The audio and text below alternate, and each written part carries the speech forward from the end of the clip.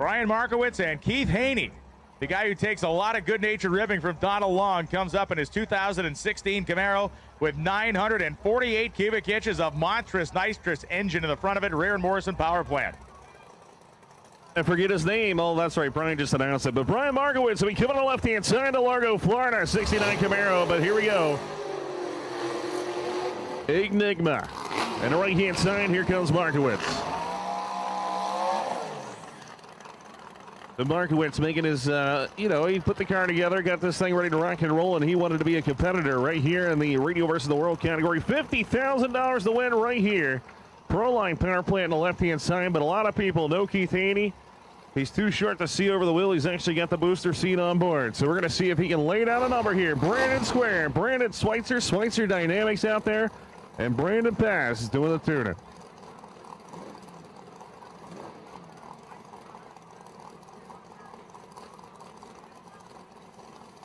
So Haney purging the nitrous.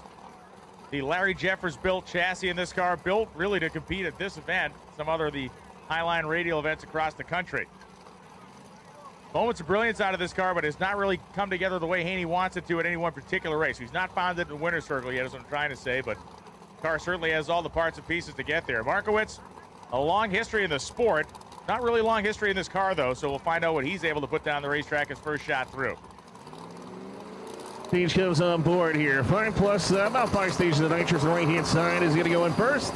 Nope, Turbo Car puts it in. Here comes the nitrous car. 998 short time. Haney goes 385 with an 896.62. So Keith Haney crushing it down low. Sub 1 second 60 foot time. He's 260 to the split and 85 with an 8 out the door. He leads the class by a 1/10.5 now as Brian Markowitz coasts his way to a 7:01 at just 70 miles an hour in the Camaro. Wow, bam, wham, thank you, man. Keith Haney said, you know what, bring it on, man. I'm tired of all the crap talking. 385, 196 right here on this conditions. Pretty good. And he about tore the green tint off the bulb on the way by at 0:26 reaction time for Keith Haney. So take that, Duck, he says.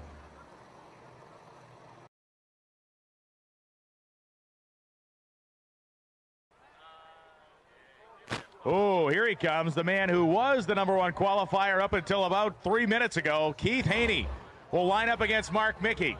This is great. This right here is a heavyweight. They're not racing each other at this point. They're running the clock, but these are two, obviously, the best cars in the country. Talking about price of admission, will be coming out of Waterbox right here. Hold your ears as nobody knows his name. That's right, he's too short to drive. The Enigma coming on the inside. And here we go. That's right. The car that actually took a little chassis there. He got the weight out of it. This car, he says, is capable of going 60s. But can we see it here at Lights Out 9? That is going to be the question. Believe it or not, that stock wheelbase 78 Chevy Malibu is the fastest car mile an hour wise in the history of this category, having gone 215 miles an hour down in Florida a couple of weeks ago. Duck claims that Mark Mickey is going to take that boxy little Chevrolet and stick it into the #1 qualifying spot. One of the coolest things about Mickey's car is the engine, of course, the standard bore spacing, big block Chevy. It's got billet. It's not like it's got a set of cast cylinders. It's got billet heads. It's got all the great stuff on it, but it's not a big bore spacing block, and they make a ton of power. Yeah, Nelson did a great job on the engine department right there. He's got Fuel Tech on board right-hand side. Red Hat Mafia looking it out, man. This car has potential to set the record right here, right now. Can he do it? That's going to be the question. Or how about Keith Haney? You can buy his merchandise on Manufacturers Midway. The man that is the smallest man in the category, trying to go back to #1.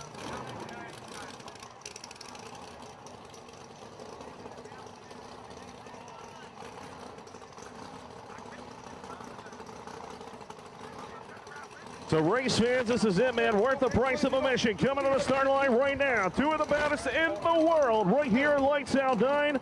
Mark Mickey, M&M Transmissions. Jason Carter says, go get him, boy.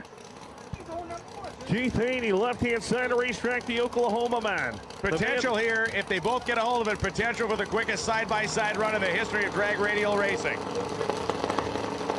So here we go. Stage in, right-hand side of racetrack.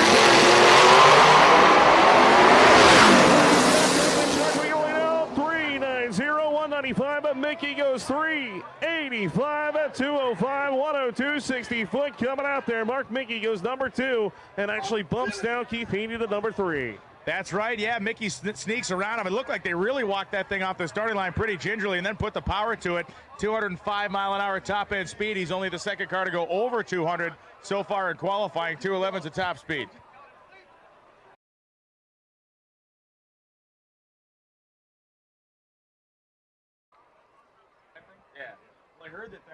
All right, here it comes. Stevie Fast going up against Keith Haney. The number 1 and 2 qualifiers going at each other. Stevie Fast in the right lane. Keith Haney will be over there in the left lane out of Broken Arrow, Oklahoma. I'm going to be like your partner here. Yes. Grudge race. Grudge race. That's right. That's right. He'd come anytime Stevie Jackson buckle up as a grudge race. And I'm going to bet you another $50. If Stevie's out front, he's going to yoke the gas on him. Wop, wop. Wop, wop. Wop him, Stevie. Yeah, they call that horse to the gas. Can Stevie Fast take out Keith Haney? That's right. That's right. We're moments away from firing these two out. We need to get some of the people out the starting line, though. We got too many people on the starting line. Watch out, because when Stevie come through there and break that thing, boop, boop.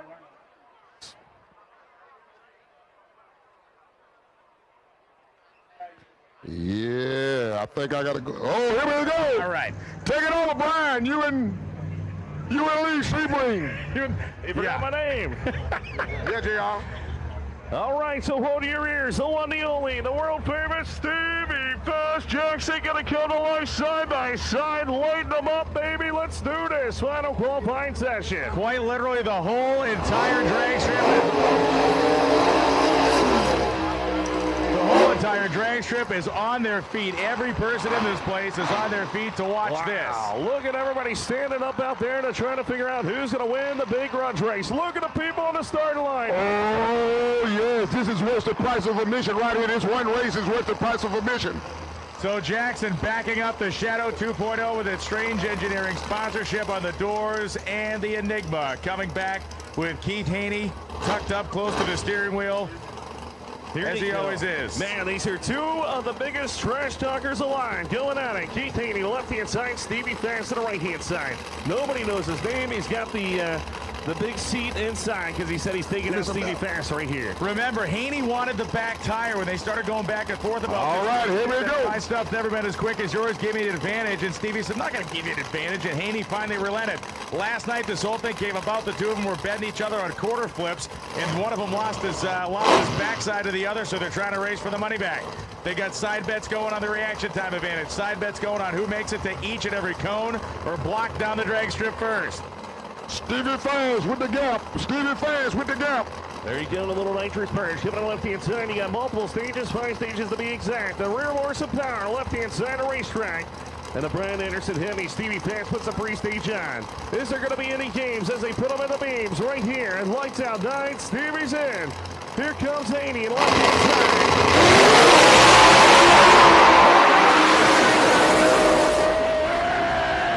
378.7 at 198.06 miles an hour. In 040 reaction time for Jackson, a 23 light for Haney, who goes 3.901 at 196. Let those two guys hear it as they go around the turn at the top end of the racetrack. That was awesome.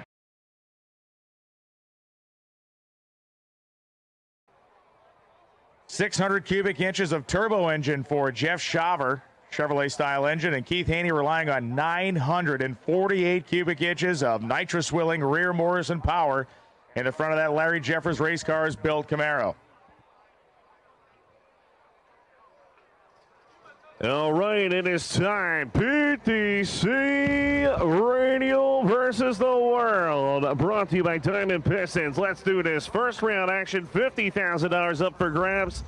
And nobody knows the guy's name on the right-hand side. That's right. Oh, that's Keith Haney. That's right, from Broken Arrow, Oklahoma. And the reality here is all the pressure's on Keith Haney. Jeff Shaver is happy to make the show. Shaver's main kind of competition, his main class that he's going to be running here is not necessarily Radial versus the World.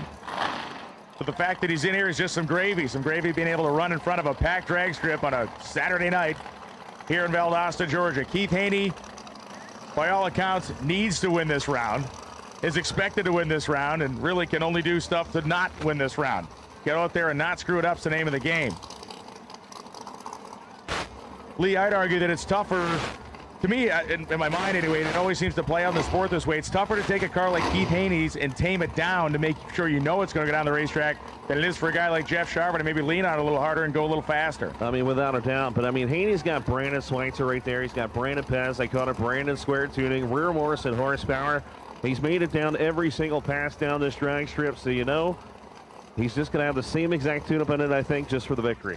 Haney's going to have some confidence coming to the starting line. Again, to reference back to that great 023 light he pulled out against Stevie Fast. So we know he can lead. We know he's comfortable at the Christmas tree. He's just going to have to be very comfortable and very able to do what he can if this car breaks traction off the line and Jeff Schaffers hooks up. If he can pedal it quick, he still may have a fighting chance.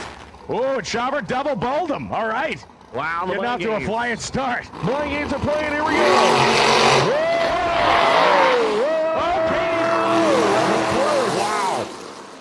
Keith Haney almost put it across the center line. He stood it up on the back bumper and rolls it across.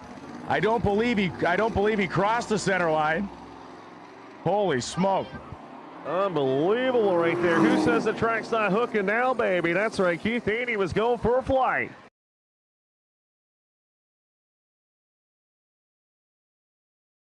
All right, time to do this as Keith Haney's coming to life on the right-hand side, and here comes Paul Major. Paul Major heating the tires, and here comes Keith Haney.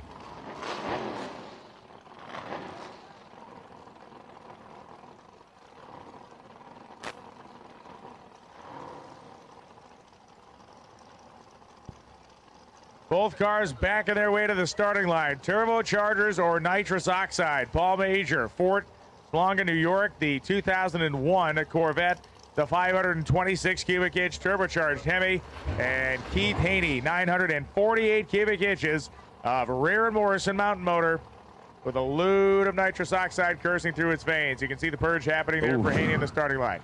They got about 5 stages of nitrous coming on the right-hand side. Brandon Square doing a tuner right there. Top secret. Shh, nobody knows about it. Brandon Pez behind it. Brandon Schweitzer. Schweitzer Dynamics helps tune this car. Paul Major, the left-hand side, has got the J&E Automotive Power Machine. He's really going to have to turn it up, though. Keith Haney went for a flight last night, almost. Let's see if he's got the front end tied down. Yeah, thankfully the car not damaged with that violent landing it had. The guys did have overnight to fix it if there wasn't anything that needed replacing. It's a well-stocked, well-funded team. We'll find out if Haney's got the nitrous tune-up to knock off Paul Major in the turbocharged Corvette. Cody Miller puts him in the beams. Here we go. Who's it going to be? Paul Major moves in, left-hand side. Here comes Keith Haney to the right.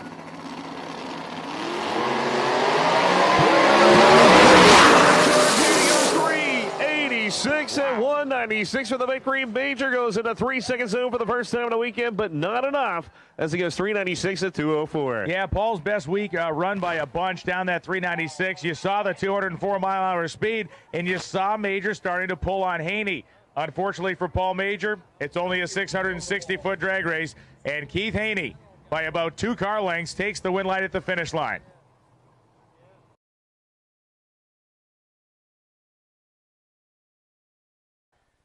Getting serious now. Keith Haney going to roll into the box now. Here's a question. On that note, hold on. I like your thinking here. Keith Haney and Kenjo Kelly.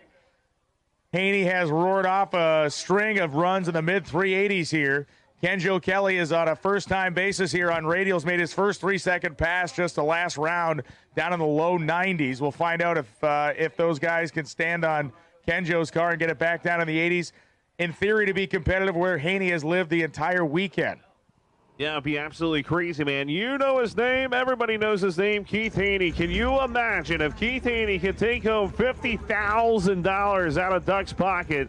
It would never end. We'd never hear the end of it. There would be so many different shows out there, Facebook Live feeds, you name it. All right, so here we go. Kenjo Kelly, left-hand side, is going to be coming to life. But listen to this, 900-plus cubic inches of rear Morrison power.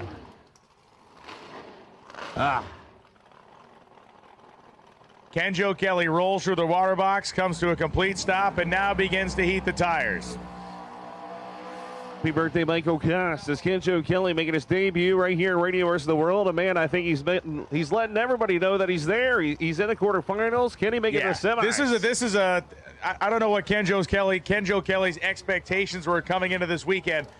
No matter what happens in this pair, there's no way that guy leaves disappointed. Everybody knows who he is now. Everybody knows he has a car that can run, and everybody knows that he has made it right now, at least down to the round of 8 here at the most prestigious radial drag race in the world. So the question is, will the real Keith Haney stand up right here in the car? That's going to be the question as Kenjo Kelly says, I'm going to take you out. Red Hat Mafia helping him out. Look at Josh Ledford.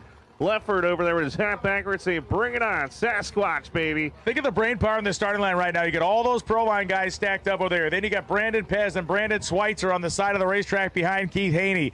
There are multiple layers to rooting for these teams, or what's interesting about these teams, and the tuning aspect of it is fascinating. So many very smart guys have their hands in these race cars.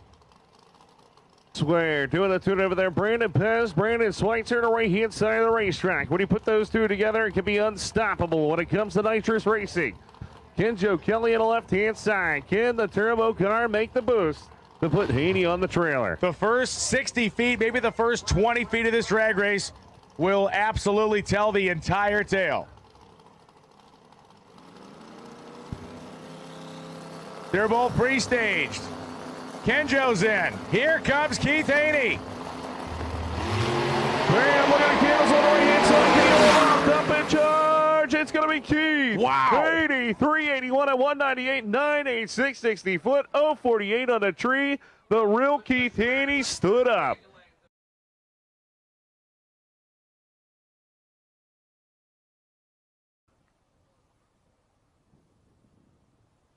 All right, so if you're still on the property, start head to the stands. That's right, it's going to be semifinals of PTC Radio versus the World. Brought to you by Diamond Pistons right here, coming at ya.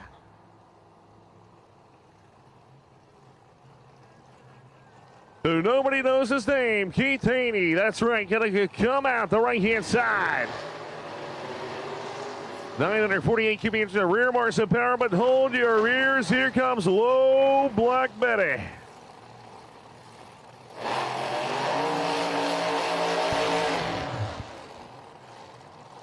So Haney in the right-hand side is 948 cubic inches of rear Marsa power. He's got Schweitzer, Dynamics, Brandon Squared, Brandon Schweitzer, of course, Brandon Paz doing the tuning. The right-hand side of the racetrack, Larry Jeffers Race Guys. Paulo Juice coming out of Canada. G-Force Race Guys. Jim Salemi doing the tuning.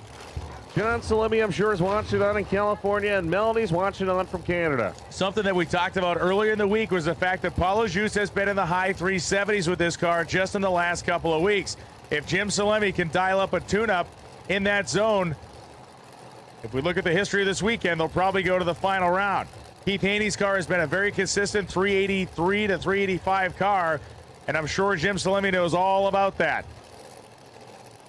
Most definitely, we're going to find out. Haney in the right-hand side, Juice coming in the left-hand side. This could go either direction. Who's going to go to the final rounds here in Lights Out 9? No escape. I'm going to call a shot. 379, right lane. Okay, he's saying so. Donald Long saying to Keith Haney's going 79 right lane. Calling the shot.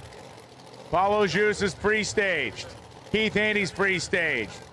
Paulo's in. Here we go.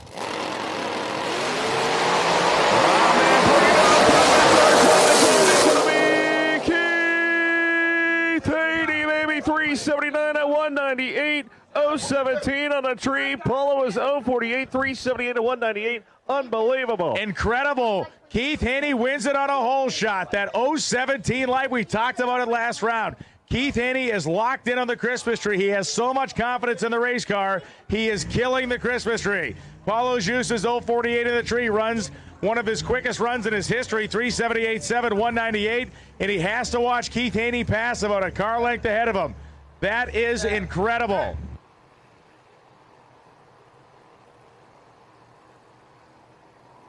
Hold your ears.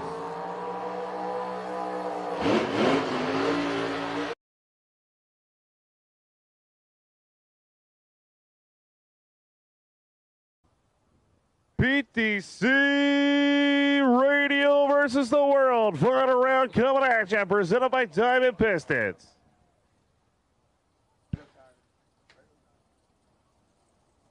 It's the Radial tire, 10.5s to the front. No, I said it wrong. Radial tires to the front right there. Oh. Radial tire cars, of course, to the front. Here we go. These guys are about ready to fire it up. Listen, what am I doing? What am I doing? This guy's doing the thing over here. If Duche was here, he could do it.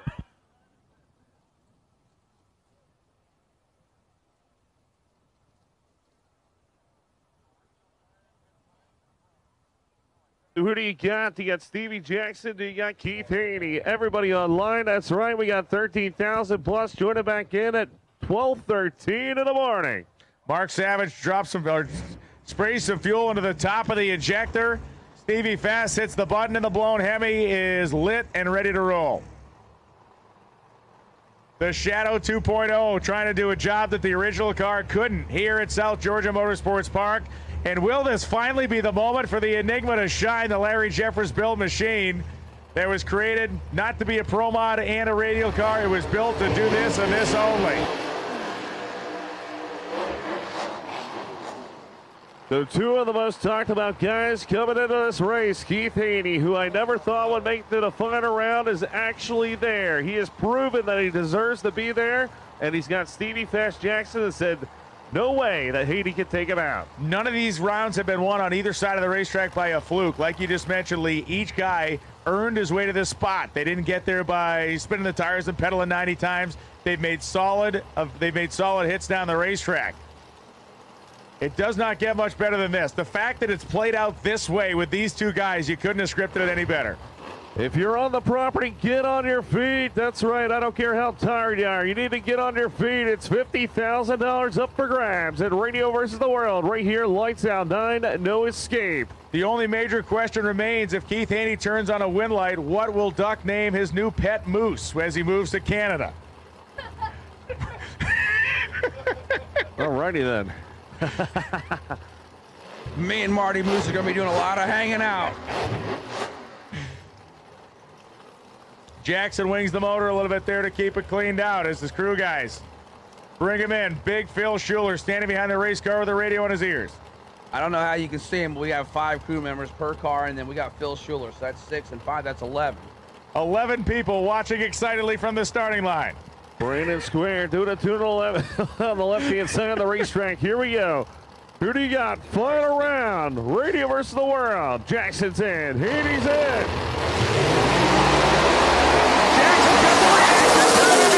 Stevie Fast wins, lights out 9.